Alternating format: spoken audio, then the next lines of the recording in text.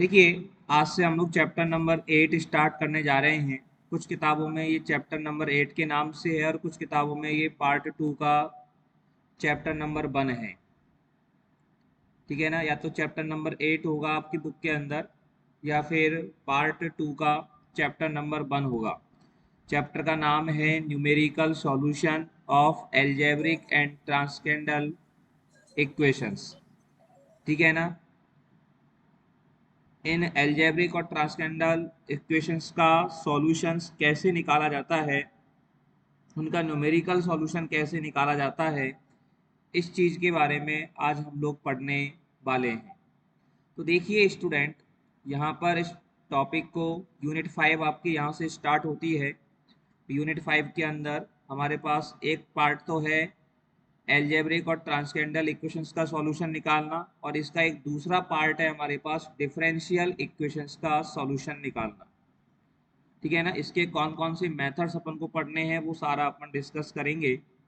यहाँ पर देखिएगा, ये चैप्टर नंबर 1 के नाम से है मेरी बुक में, आपके में चैप्टर नंबर 8 के नाम से हो सकता है ये। यहाँ पर देखिए, सबसे पहले तो अपन इसका मतलब समझें कि एल्जेब्रिक और ट्रांसकेंडल इक्वेशन बीजीए और एबीजीए समीकरण का मतलब क्या है। एल्जेब्रिक समीकरण का मतलब एल्जेब्रिक समीकरण, और ट्रांसकेंडल इक्वेशन मतलब एबीजीए समीकरण।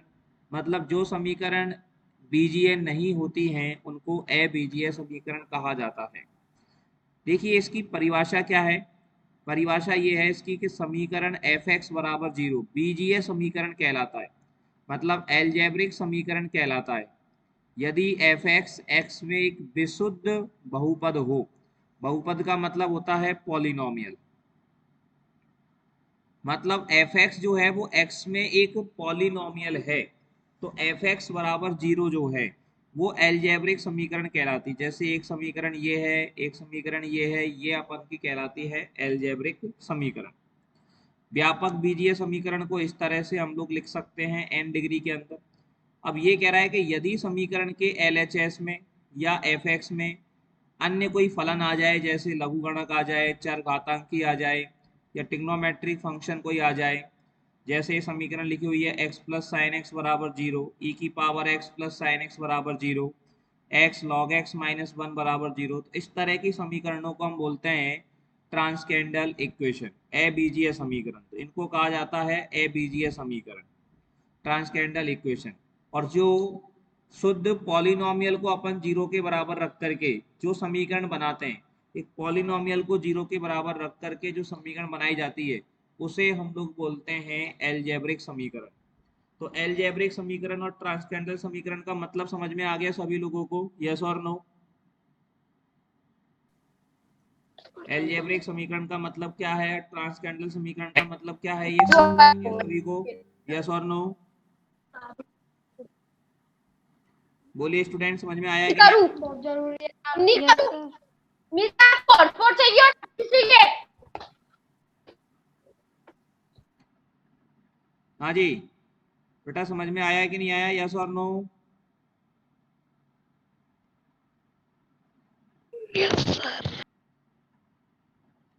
आवाज नहीं आ रही कि मेरी आपको? आवाज आ रही है ना? Yes sir. हाँ, तो यहाँ तक समझ में आ गया एल्जेब्रिक समीकरण और ट्रांसकेंडल समीकरण का मतलब क्या है, ये समझ में आया कि नहीं आया, बताओ बेटा। Yes sir. चलिएगा, अब यहाँ तक जब बात आपको समझ में आ गई है तो अब नीचे चलते हैं अपन रूट्स और जीरोज। देखो समीकरण के जो मूल होते हैं,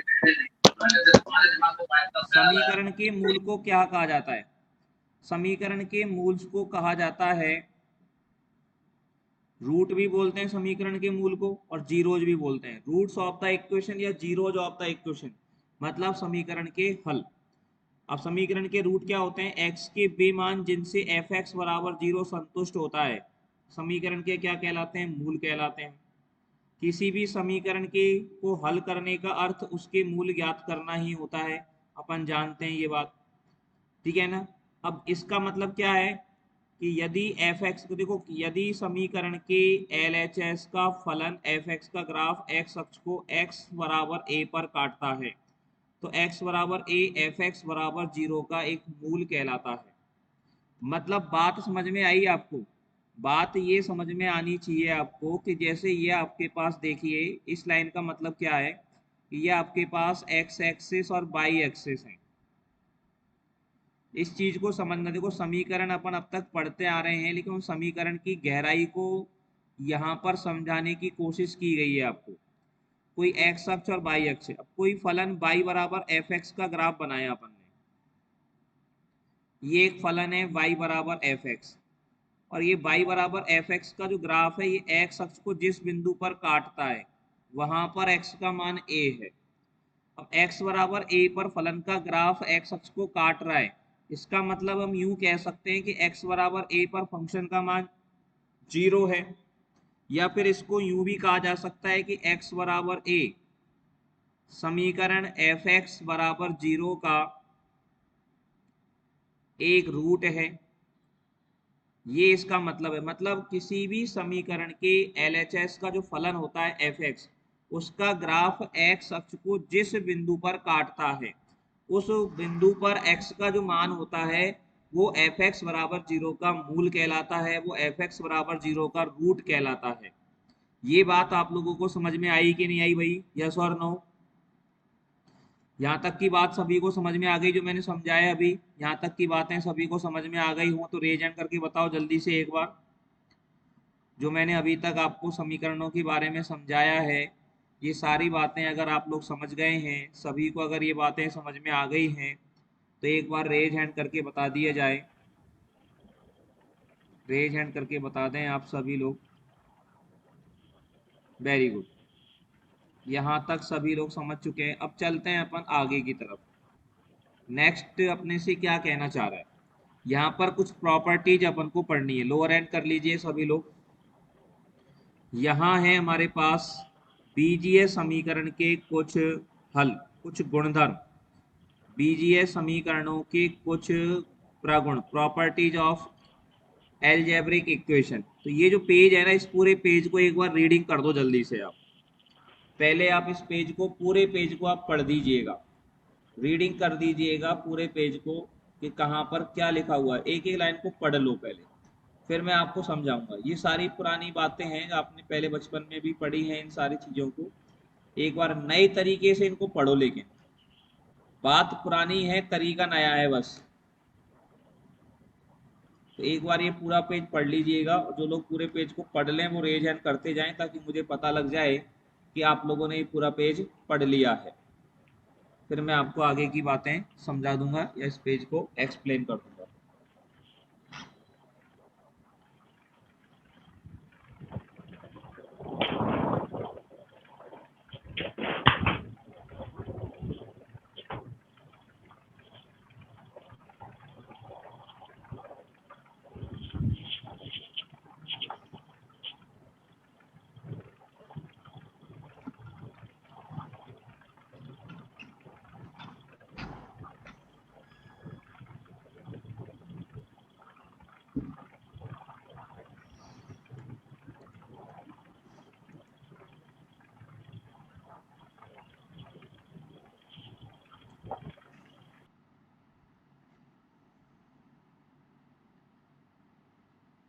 देखिए यहाँ पर ये क्या कहना चाह रहा है, पहला पॉइंट क्या कह रहा है, एन कोटि का समीकरण है। तो एन कोटि के समीकरण के एन और केवल एन मूल ही होते हैं। अब समीकरण की कोटि एन है, तो समीकरण की कोटि का मतलब समझ में आ रहा है क्या आपको? समीकरण की कोटि का मतलब क्या है? समीकरण की कोटि का मतलब क्या होता है?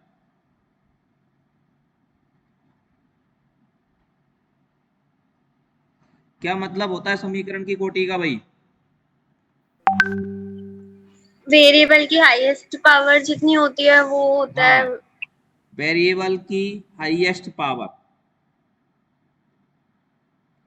वेरिएबल की जो हाईएस्ट पावर होती है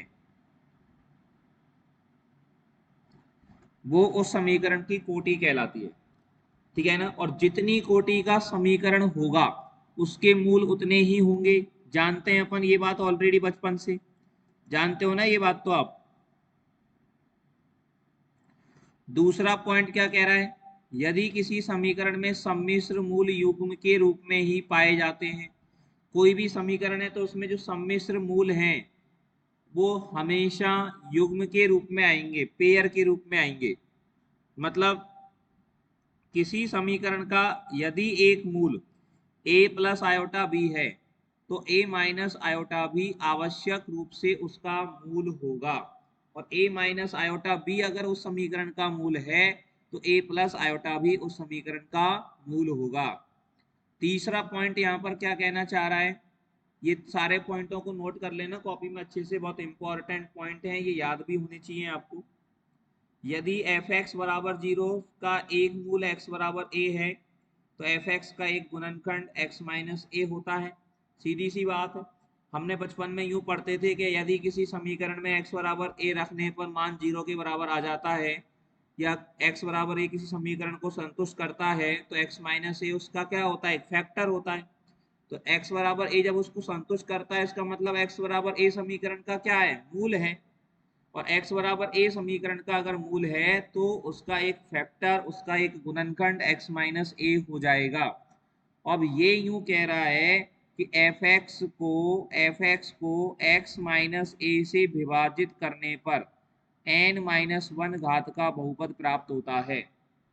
समीकरण की कोटि n है और उसका एक मूल a है, और x माइनस a से उस फैक्टर को, उस पॉलिनोमियल को हमने डिवाइड कर दिया, तो जो पॉलिनोमियल हमारे पास आएगा वो एक कम डिग्री का आएगा, उसकी कोटि एक कम हो जाएगी, तो n माइनस 1 घात का क्या प्राप्त होगा, हमें समीकरण प्राप्त होगा।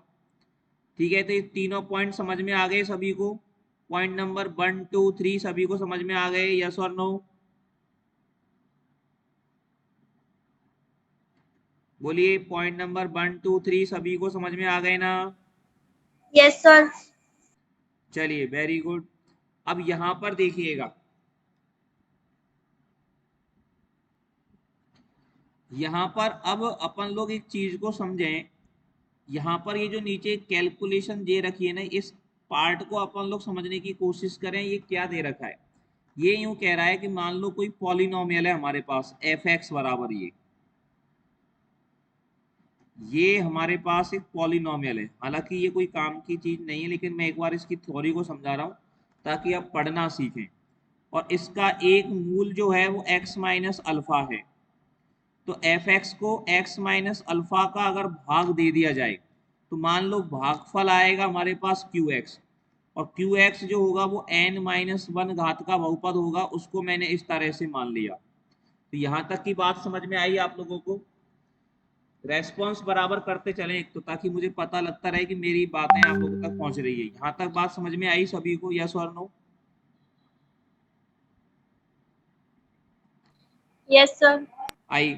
अब देखो, ये जो समीकरण एफ एक्स अपन ने यहाँ बनाया है, इस वाली लाइन में जो एफ एक्स का मान आया है और इस वाली लाइन में जो एफ एक्स का मान आया है, इन दोनों लाइनों में एफ एक्स के मान सेम होने चाहिए।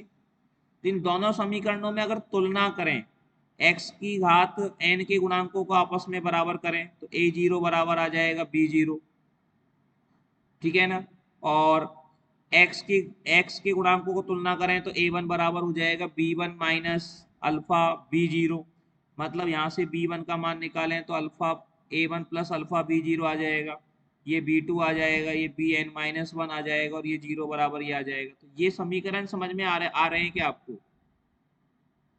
दोनों पक्षों की गुणांकों की तुलना करने पर जो समीकरण लिखे हैं, ये समीकरण से आपको समझ में आए क्या, बताओ? Yes sir. आ गए क्या, यस और नो? ये यस। समीकरण समझ में आ गए आपको? Yes sir. आ गए। अब देखना यहाँ पर इसका यूज कैसे किया जाता है, इसको है ना, अभी ट्रिक बना ली अपन ने।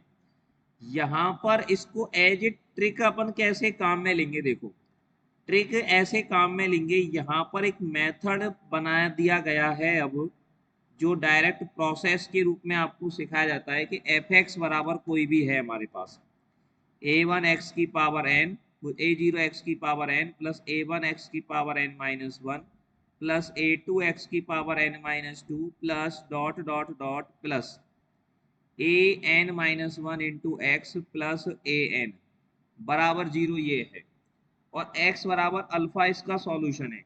तो इसको देखो कैसे, सबसे पहले तो इसके गुणांक लिख दिए सारे हमने क्रम से, a0 a1, फिर लिख दिया हमने a2 dot dot dot, last में लिख दिया an माइनस वन, और लास्ट में लिख दिया an। यहां तक बात समझ में आई सभी को? ये चीज समझ में आई? ये जो लाइन लिखी है मैंने सारे गुणांक लिख दिए, पहले x की पावर n का गुणांक, फिर हमने लिख दिया x की पावर n माइनस वन, फिर x की पावर n माइनस टू, सारे कोफिशिएंट लिख दिए दिए गए समीकरण के। लिख दिए कि नहीं लिख दिए बताओ, यस और नो? बच्चों लिख दिए ना? Yes sir. अब देखो बात को समझना, मैं जो यस कंसेप्ट सर। को समझाना चाह रहा हूँ ना, उस कंसेप्ट को समझने की कोशिश करना, रटना नहीं है अपन को। मुझे एक मूल पता लग गया इसका अल्फा है साहब, ये मुझे कहीं से पता लग गया, टीप टाप के दिमाग लगा के कहीं से भी ये चीज मुझे पता लग गई। तो अब मुझे पता है कि जब मैं अल्फा एक मूल है, तो मैं x माइनस अल्फा का इसमें भाग दूंगा, तो x माइनस अल्फा का भाग देने पर जो मेरे पास समीकरण आएगी, अब जो मेरे पास समीकरण आएगी वो कितने घात की समीकरण आएगी? अब n माइनस वन घात की समीकरण आएगी, यस और नो? Yes sir. अब n माइनस वन घात की जब समीकरण मेरे पास आएगी, तो यहाँ पर एक बात आप लोग समझेंगे, जो ये मान होता है, मैंने अभी देखो आपने देखा है b0 जो होता है, मतलब ये जो a0 है ना, इसको नीचे के नीचे यहाँ लिख दो, मतलब ये जो a0 आता है यहाँ पर, और जो a0 होता है वो ही हमारा b0 का मान हो जाता है। ये b0 b1 b2 bn के मान डायरेक्ट कैसे निकाले जाते हैं, इसकी ट्रिक क्या है वो अपन सीख रहे हैं अब। तो b0 तो सीधे सीधे ये हो गया, मतलब ये वाला लाइन यहाँ उतार दिया, a0 आया, और ये जो a0 आया है ये ही b0 है। अब क्या करेंगे, इसके बाद में इस a0 को गुणा करेंगे अल्फा से, ठीक है ना, मतलब a0 बोले तो b0, इस b0 को अपन गुणा करेंगे अल्फा से, तो यहाँ पर, और इसको लिखेंगे यहाँ पर अल्फा b0। अब इन दोनों को जोड़कर लिखेंगे, a1 नीचे आ जाएगा a1 प्लस अल्फा b0, और ये जो मान होगा ये b1 का मान होगा। फिर ये b1 जो है ये फिर बाहर अल्फा से गुणा होगा, तो यहाँ लिखेंगे अल्फा b1, इन दोनों को जोड़ेंगे तो ये आएगा a2 प्लस अल्फा b1, और ये जो मान आएगा ये b2 का मान होगा। फिर b2 ये बाहर अल्फा से गुणा होगा, और इस तरह से ये प्रोसेस चलती रहेगी। तो an माइनस वन के नीचे जो आएगा वो अल्फा bn माइनस वन आएगा, और ये हो जाएगा an minus one plus alpha bn minus one, और ये जो मान होगा ये bn माइनस वन का मान होगा।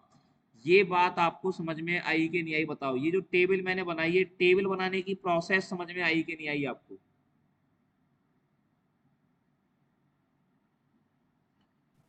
ये यस सर। टेबल बनाने की प्रोसेस समझ में आ गई सभी को, यस और नो? Yes sir. ठीक है ना, ये कहलाता है सिंथेटिक डिवीजन, इसको बोलते हैं अपन सिंथेटिक डिवीजन, ठीक है ना। इस प्रोसेस को समझना। अब देखिए इसका यूज कहाँ पर होगा, कैसे हो, वो अपन देखते जाएंगे। यहाँ पर ये चीजें अपन को समझनी है। अब इस वाले पेज पर कोई ज्यादा विचार अपन को करना नहीं है यहाँ पर, और जो लास्ट में यहाँ पर बचता है, ठीक है ना, और एक चीज अपन यहाँ पर ध्यान दें, जो लास्ट में जो मान बचेगा यहाँ पर, जो मान लो अगर ये जो मान आता ए एन के आगे अगर अपन गुणा करते, तो यहाँ पर किससे गुणा करते, अल्फा बी एन से गुणा करते, सॉरी यहाँ पर तो ये आता, यहाँ पर ये 2 आता, ये 2 आएगा, और इसको बी एन माइनस वन बोलेंगे, और यहाँ जो आएगा ना लास्ट में alpha B N minus one आएगा, लास्ट में जो आएगा alpha B N minus one आएगा, और इन दोनों का जो जोड़ होगा नीचे, इसको अपन आर बोलते हैं, शेषफल।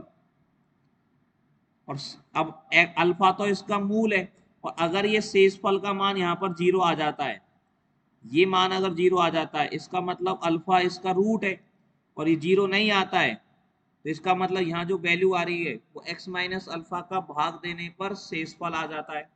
ये शेषफल होता है x माइनस अल्फा का भाग देने पर।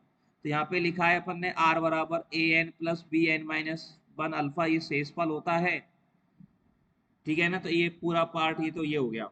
यहाँ तक की बात समझ में आ गई क्या? ये जो मैंने अभी तक आपको समझाया ये पार्ट आपको समझ में आ गया क्या? ये समझ में आ गया हो तो रेज एंड कर दो अब आप।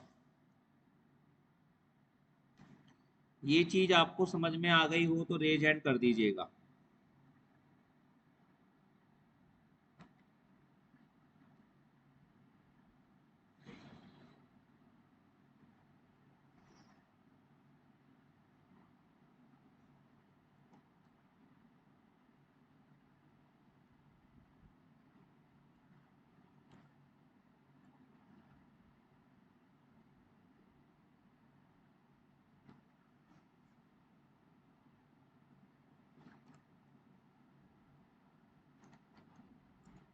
हाँ जी चलो वेरी गुड, लोअर एंड कर लीजिए अब।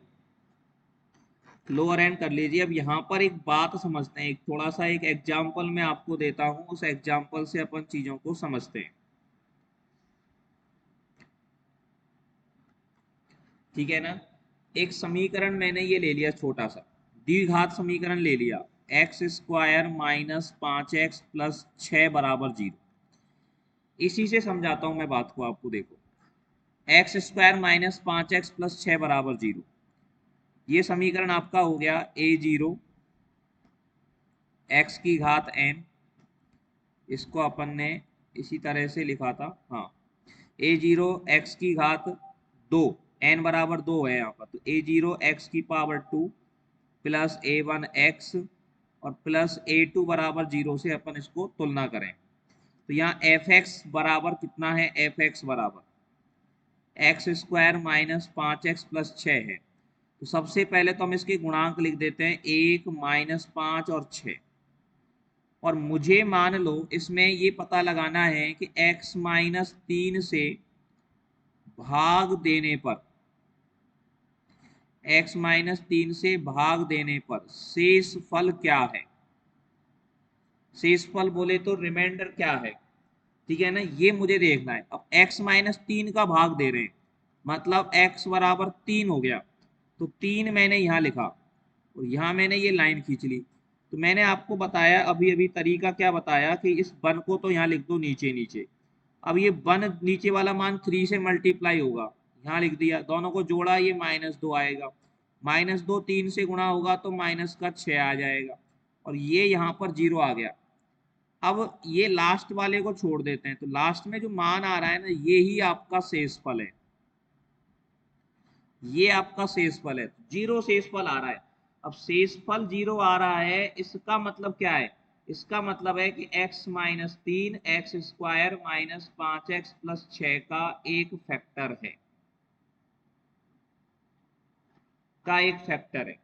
और अगर अपन को ये देखना है कि x square minus 5x plus 6 में x माइनस 3 का भाग देने पर भागफल कितना आया, तो ये भागफल में गुणांक आ गए, भागफल वाले के गुणांक आ गए, ये 1 और -2, एक कम का आएगा, ये 2 डिग्री का है तो अब एक घात का आएगा, तो एक घात का क्या हो जाएगा? x minus 2। यहाँ से इनसे लिख सकते हो डायरेक्ट आप। तो ये प्रोसेस अब समझ में आई कि नहीं आई आपको? से हर बार 0 आ जाएगा मतलब?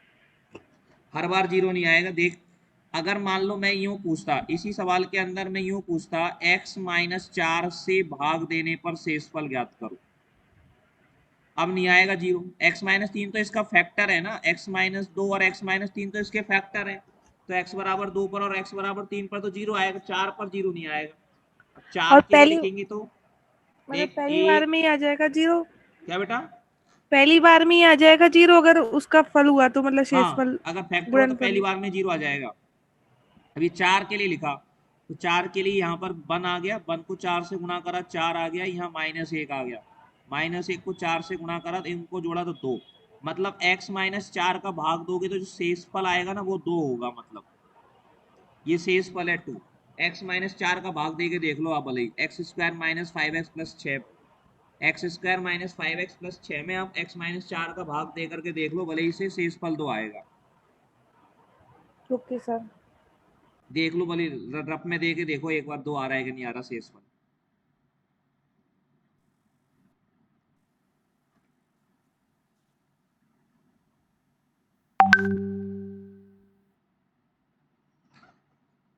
आ रहा है ना?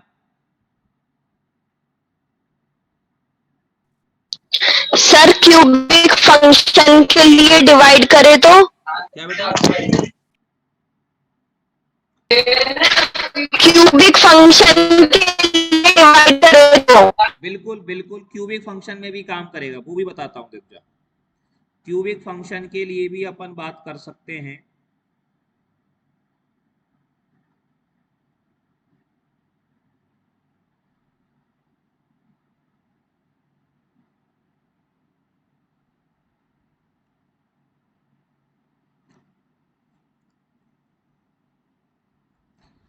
क्यूबिक फंक्शन में देखें, क्यूबिक फंक्शन बोल, कोई सा भी बोल दे, चल तू बोल को क्यूबिक फंक्शन एफ एक्स बराबर 7x³ हाँ प्लस 5x² हाँ प्लस 2x हाँ -1 बराबर 0, ये ले लिया अपन ने, ठीक है ना। या ये पॉलिनोमियल ले लिया अपन ने केवल, इसको किससे भाग देना है बता?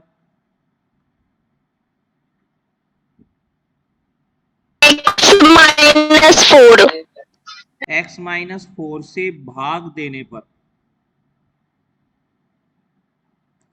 अपन को निकालना है रिमाइंडर, शेषफल निकालना है, ठीक है ना। x-4 का भाग दे करके अभी तक कैसे निकालते थे आप? अभी तक अगर आपको जैसे तरीका पता नहीं तो x-4 से भाग देने पर मैं पूछूं आपसे शेषफल निकालो, तो अभी तक कैसे निकालते थे आप? डिवाइड देके। डिवाइड देके तो निकाल के बता, डिवाइड देके कितना आ रहा है, कुछ चेक कर लेंगे वो के वही आ रहा है कि नहीं आ रहा। x-4 का इसमें डिवाइड करो। अब क्यूबिक फंक्शन में ना थोड़ा सा गड़बड़ हो जाएगी यहां पर। हाँ क्यूबिक फंक्शन में ना, एक मिनट रुकिएगा गुंजन, यहाँ पर एक बात पर ध्यान देना। निकाल, एक बार शेषफल निकाल पहले, जब क्लियर उससे क्लियर हो जाएगा बिल्कुल। x-4 का भाग दे करके शेषफल निकाल, कितना आएगा?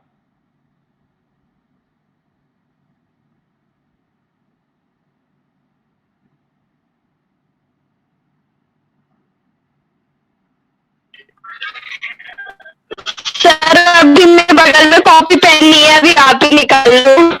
क्या बेटा? क्या नहीं है? अभी मेरे आसपास कॉपी पेन नहीं है, तो अभी तो आप ही निकाल लो। अच्छा कॉपी पेन ही लेके नहीं बैठी, बता गजब कर रखी थे ना तो यार गुंजन। सर आज ही में एक नया चैप्टर था ना, तो सोचा समझने वाला ही है, अभी लिखने की जरूरत नहीं पड़ेगी इसलिए। अच्छा अच्छा चलो, देखो मैं पहले भाग दे के बताता हूँ। x-4 का भाग दिया तो x का भाग दोगे तो सबसे पहले आ जाएगा 7x², तो यहाँ लिखोगे 7x³ -28x², ये माइनस ये प्लस, तो ये हो जाएगा 33x², ठीक है ना।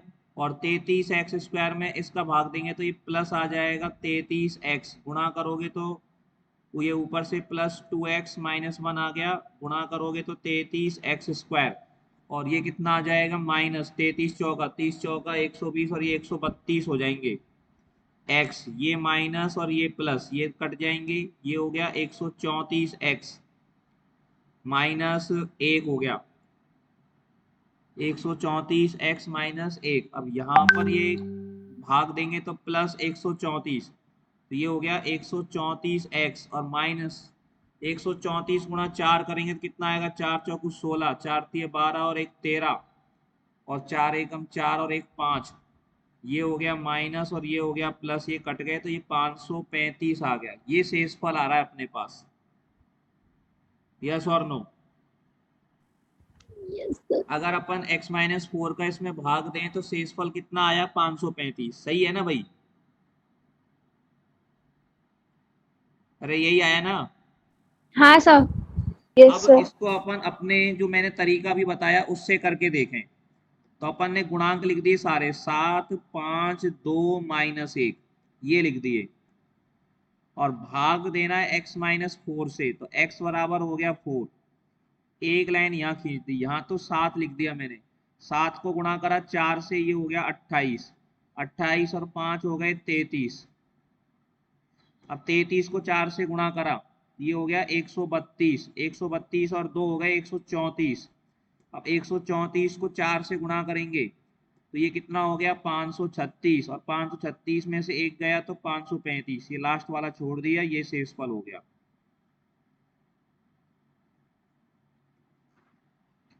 आ रहा है कि नहीं आ रहा, सही बताओ। देखो आ गई बात समझ में अब? Yes sir. ठीक है ना। तो इस तरह से अपन इसको यूज करते हैं। और अगर ये लास्ट में यहाँ पर 535 न बच करके अगर ये 0 बच जाता तो इसका मतलब है कि x-4 इसका फैक्टर है। अगर ये 0 बच जाता तो इसका मतलब x-4 इसका क्या है, फैक्टर। ठीक है, यस सर। हाँ जी ठीक है ना, यहाँ तक समझ में आ गया? अब यहाँ तक बात समझ में आ गई हो तो रेजन करके बताओ जल्दी से। यहाँ तक की बात अगर क्लियर है, सारी बातें अगर समझ में आ गई हैं तो रेज एंड कर दीजिएगा। चलिए लोअर एंड कर लीजिएगा। अब आगे समझते हैं अपन। इस बात को समझने की कोशिश करो, इस वाले पेज को पढ़िएगा, इस वाले पेज को पढ़िए ध्यान से, इसमें क्या क्या लिखा हुआ है। इस पूरे पेज को रीडिंग कर दीजिएगा फटाफट से।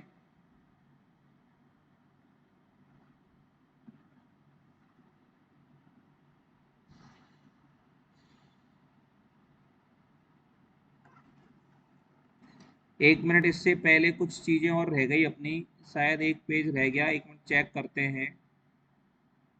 हाँ यहाँ पर अभी तो ये पॉइंट और रह गया ना अपना, ये तो अपन ने पॉइंट नंबर 4 नहीं पढ़ा, अभी पॉइंट नंबर 4 पढ़ो आप पहले। तो पॉइंट नंबर 4 ये भी बहुत काम का है। ये है ना, ये जब 12th क्लास में 11th क्लास में पढ़ाते हैं ना, तो फाउंडेशन में पढ़ाते हैं इन चीजों को। वहां पे इनका नाम, इनको फाउंडेशन का नाम दे दिया जाता है कि भाई तुम IIT पढ़ रहे हो। तो IIT वालों को, JEE वालों को कोई नई चीज थोड़ी पढ़ाते हैं, उनको क्या करते हैं BSc MSc की चीज 12वीं में पढ़ा देते हैं बस। ये वहां पे ट्रिक का काम करते हैं ये सारे कंसेप्ट। ये क्या होता है देखो, डेस्कार्ट रूल्स ऑफ साइन, देकार्त का चिन्ह नियम। ये जो है ना, ये बहुत गजब की ट्रिक होती है IIT वाले बच्चों के लिए। ध्यान से कहना, धन मूलों की संख्या f(x) में धन से चिन्ह से ऋण और ऋण चिन्ह से धन चिन्हों के परिवर्तन की संख्या से अधिक नहीं हो सकती है। ये लाइन समझ में आई क्या आपको? ए पॉइंट जो है, ये लाइन समझ में आ रही है ए पॉइंट की? हिंदी में जो वैसे ही समझ में नहीं आ रही। हिंदी में तो वैसे ही समझ में नहीं आ रही, कोई बात नहीं। मैंने देख यहाँ पे बात को समझो, x की पावर 5 माइनस x की power 4 plus 2x³ minus x square minus x plus 1 बराबर 0। ये एक समीकरण लिखी हुई है, ठीक है ना। अब इसके अंदर आपसे ये पूछा जाए number of, maximum number of, एक मिनट, क्या चीज पूछेगा आपसे यहाँ पर? इस चीज के अंदर पूछेगा maximum number of positive roots, कि इस समीकरण के पॉजिटिव रूट्स की संख्या मैक्सिमम कितनी हो सकती है। मतलब इस समीकरण के जो पॉजिटिव रूट हैं वो ज्यादा से ज्यादा कितने हो सकते हैं, ये देखने अपन को। तो ये देखने के लिए जो समीकरण दे रखी है ना, इसके चिन्ह देखो आप। पहले पद का चिन्ह कैसा है? प्लस, फिर माइनस है, फिर प्लस है, फिर माइनस है, फिर माइनस है और फिर प्लस है। अब ये देखो चिन्ह परिवर्तन कितनी बार हो रहा है, चिन्ह परिवर्तन कितनी बार हो रहा है। एक तो यहाँ हो रहा है तो नंबर 1, फिर यहाँ भी हो रहा है तो नंबर 2, फिर यहाँ भी हो रहा है नंबर 3, यहाँ फिर यहाँ हो रहा है नंबर 4। इस समीकरण में प्लस से माइनस और माइनस से प्लस चिन्ह परिवर्तन कितनी बार हुआ है बताओ? 4 बार। 4 बार हुआ है। तो इस समीकरण के जो पॉजिटिव रूट है ना, वो ज्यादा से ज्यादा 4 होंगे, 4 से ज्यादा पॉजिटिव रूट नहीं होंगे इस समीकरण के। इस समीकरण के पॉजिटिव हलों की जो संख्या है वो मैक्सिमम से मैक्सिमम कितनी होगी? 4 होगी। ये आपको समझना है। जैसे एक और समीकरण लिखूं, मान लो आपसे ये लिखा जाए x² प्लस x प्लस 1 बराबर 0। इसमें maximum number of positive roots कितने होंगे? पॉजिटिव रूट्स की संख्या अधिकतम कितनी होगी इसके अंदर, बताओ आप। 0। इस समीकरण में पॉजिटिव रूट 0। 0, मतलब एक भी रूट पॉजिटिव नहीं होगा इसका, सीधी सी बात ये है, क्योंकि प्लस से माइनस और माइनस से प्लस चिन्ह में परिवर्तन ही नहीं आ रहा। आई बात समझ में? Yes sir. ठीक है ना। ये तो ए पॉइंट था। और बी पॉइंट जो कह रहा है, अगर मान लो अपने से ये कह दिया जाए कि कोई भी एक समीकरण लिखी, मैंने समीकरण लिख दिया अपन ने, एफ एक्स बराबर X cube minus X square plus X minus या प्लस एक्स प्लस 1 बराबर 0। इसके मैक्सिमम नंबर ऑफ, इसमें बताओ maximum number of positive roots कितने होंगे? 2। पॉजिटिव रूट्स की अधिकतम संख्या कितनी होगी? 2। अब मान लो मुझे maximum number of negative roots निकालने, maximum number of negative roots अगर मैं निकालना चाहता हूं कि नेगेटिव रूट्स की अधिकतम संख्या क्या होगी, तो ये जो मान है ना, ये तो मेरे पास एफ एक्स का मान है, तो मैं एफ माइनस एक्स निकालूंगा पहले। और एफ माइनस एक्स कैसे निकालूंगा? एफ माइनस एक्स निकालने के लिए जो एफ एक्स हमें दे रखा है उसमें जहां भी एक्स है ना बेटा, उस एक्स की जगह पर माइनस एक्स लिख दूंगा मैं। तो माइनस एक्स लिखेंगे तो ये माइनस एक्स का क्यूब हो जाएगा, माइनस ये माइनस एक्स का स्क्वायर हो जाएगा, प्लस ये माइनस एक्स हो जाएगा प्लस 1। इसको थोड़ा सॉल्व करके लिखो तो माइनस एक्स क्यूब, ये प्लस एक्स स्क्वायर हो गया, ये माइनस एक्स हो गया, प्लस 1 हो गया। अब इसमें चिन्ह परिवर्तन कितनी बार हो रहा है? एक बार यहाँ सर वो हो रहा है और माइनस एक एक्स बार यहाँ हो स्क्वायर रहा ही है। तो आएगा। माइनस एक्स स्क्वायर आएगा। हाँ ये माइनस, सॉरी यहाँ माइनस आएगा, ये माइनस का एक्स स्क्वायर आएगा ना, यही बोल रहे हो ना? हाँ। ये माइनस, अब इसमें चिन्ह परिवर्तन कितनी बार हुआ है? एक बार हुआ है एक वहां पे। बार। तो maximum number of negative roots कितने होंगे? 1 होंगे, मतलब नेगेटिव रूट्स की जो संख्या है वो अधिकतम 1 होगी और पॉजिटिव रूट्स की संख्या अधिकतम 1 होगी। आ गई बात समझ में? Yes sir. ये आपका पॉइंट नंबर बी था।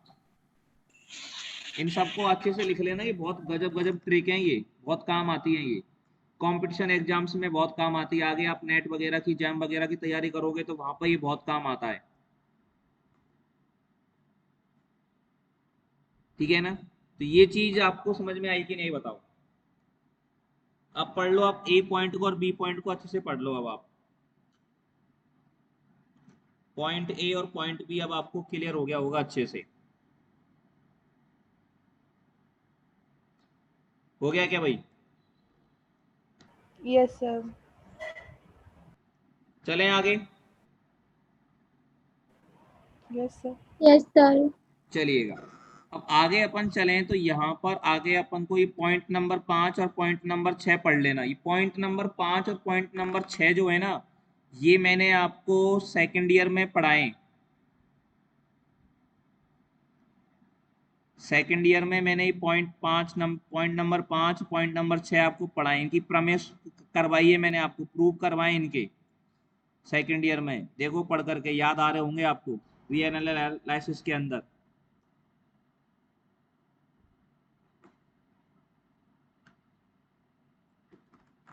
कंटिन्यूटी डिफरेंशियलिटी की थ्योरम पढ़ी थी ना अपन ने लास्ट ईयर, काफी सारी याद आ रहे हैं आपको?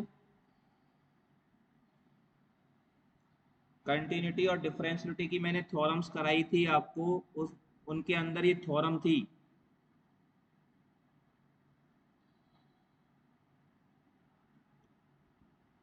अरे याद आ रहे हैं क्या ये? Yes sir. सर हाँ एक बात पूछूं क्या? हाँ बोल। है ना, थर्ड ईयर का तो टाइम टेबल आ गया ना एग्जाम का।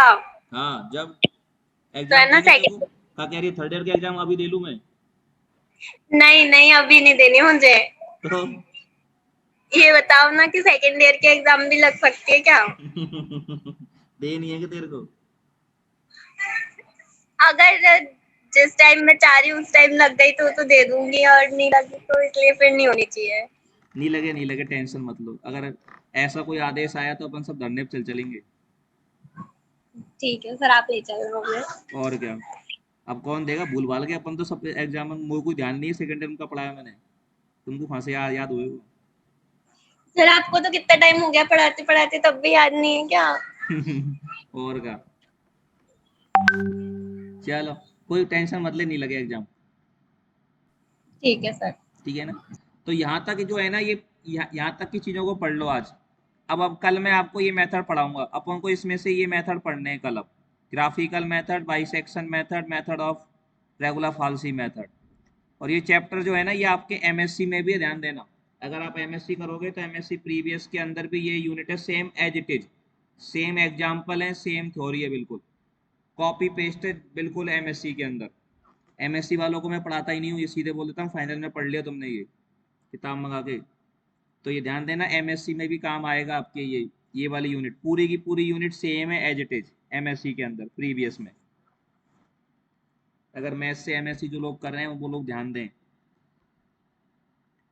ठीक है भाई, तो यहाँ तक पढ़ लो आप, आगे की बातें अपन कल करेंगे, ठीक है। Okay sir. चलिए, thank you very much, good morning to all of you.